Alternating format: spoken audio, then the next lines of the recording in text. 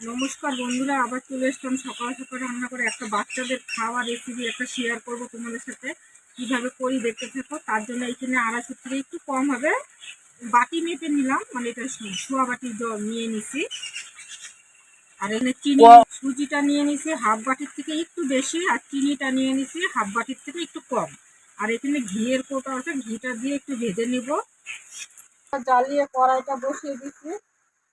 জল গরম লাগবে, আমার নিয়ে নিলাম একটু জল গরম দিয়ে দিলাম। উনুনটা জ্বালিয়ে কড়াইটা বসিয়ে দিচ্ছি। একটু সাধারণ একটু জলটা গরম করে নিলাম, একটু দুধ গুলাবো। জলটা গরম করে নিচ্ছি। এদিকে আমি গরম কড়াইটার মধ্যে দিয়ে দেবো একটু ঘি, 1 চামচের মতন। 1 চামচের মতন ঘি দিয়ে দিব।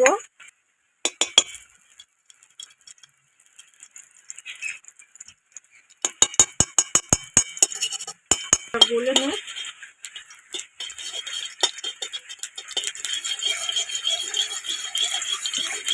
এই সময় কিন্তু আঁচটা কমিয়ে দিতে লাগবে। এখন দিয়ে দিলাম সুজিগুলো, একটু ভেজে নেব হালকা করে যাতে গন্ধটা চলে যায়। সাধারণ একটু ভেজে নেব এরকম করে। কিন্তু ঘিয়ের মধ্যে সুজি দিলে কিন্তু অনিবার্য কিন্তু নাড়তে লাগবে, নাহলে কিন্তু নিচে দিয়ে পুড়ে উঠবে।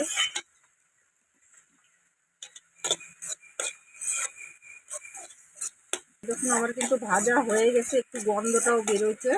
এরকম ভাজা করে নিতে হবে। পরে দেবো, প্রথমে একটু জল দিয়ে নিলাম।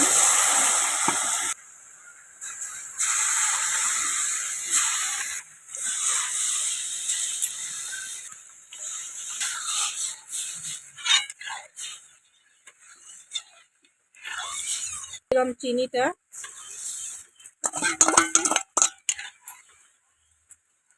এখন আমি যে দুধটা রাখছি, প্যাকেটের দুধ, এই যে একটা ছিঁড়ে নিচ্ছি। এই একটা দুধের প্যাকেট নিয়ে নিয়েছি, আমুল দুধের প্যাকেট, এটাও আমি দিব। উষ্ণ গরম জল নিয়ে রাখছিলাম, এটা ঢেলে নিলাম।